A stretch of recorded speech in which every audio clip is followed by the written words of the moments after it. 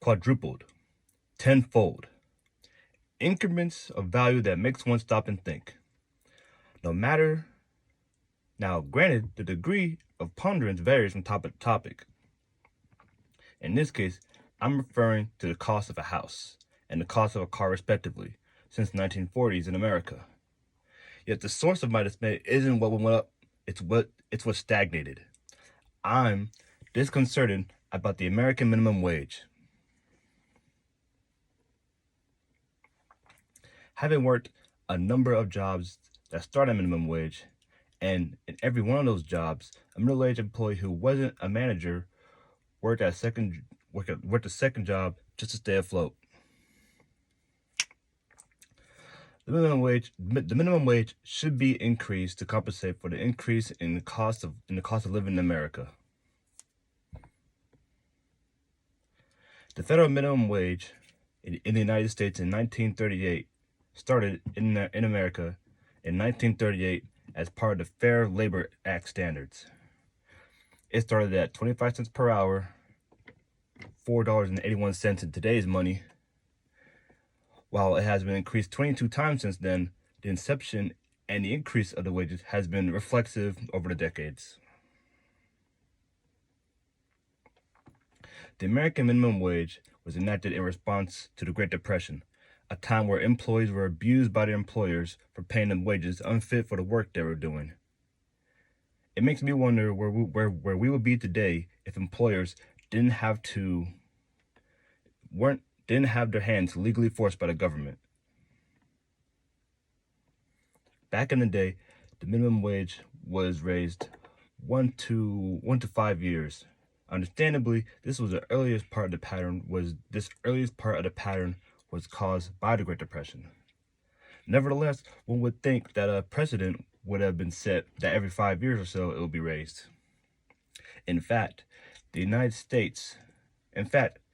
longest hiatus was an increase. That was indeed the longest hiatus of an increase since implementation of the act till 1997, where it stagnated for 10 years until 2007. We are currently living in the longest hiatus, tracking on 14 years as of this speech. You may recall in the beginning that I mentioned cars and houses in regards to the average costs from the 1940s in America to now. Well, it's easy to surmise that these were cheaper back then.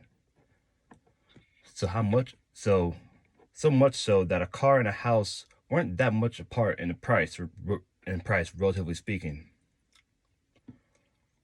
Cars are one item that have seen an increase in the average cost constantly since the introduction of the minimum wage. In fact, prices are over 700% higher since the 1940s. That's $2.47 a year. A commodity that's only grown in demand and cost so much so. A commodity that's only grown in demand and cost so much so that in locales lacking public transportation, affording a car on a minimum wage alone is a very stressful endeavor, to say the least. Another commodity that has been in demand for a long time is shelter, which has actually been in demand since mankind experienced hardship. And in American history, the housing prices also went up. Houses in the 1940s were as low as $2,000 and $2,900, and now that price easily exceeds $100,000. It's almost unnecessary to say that those living on minimum wage nowadays will struggle immensely just to be homeowners. While researching this part of the essay, it didn't take long to realize that the discrepancy between our country and other countries' minimum wage and ours. For context, the countries at the top of the list all had minimum wages in the double digits after converting their native currencies to the American dollar. The list consists of, but not limited to, Australia, Luxembourg, Monaco, United Kingdom, Ireland, France, Netherlands, and New Zealand. The United States trounces those countries in GDP, yet they all have higher minimum wages. put that into context, it's a lower cost of living in Australia, United Kingdom, France, and New Zealand as compared to the United States, with a marginal difference between about 2% on average. It's easy to see the irony of the wealthiest country in the world having the lowest minimum wage. In summary, the American minimum wage just hasn't kept up with the times. This is relative to the frequency of substantial increases, the matching of the cost of living, and relative to the rest of the developed world. In conclusion, I'm right. The American government itself is scheduled to raise the minimum wage just this July, if the political circus can rein in their own clowns till then. So if that doesn't prove my point about raising the minimum wage, I have no reason for talking to y'all today. Thank you.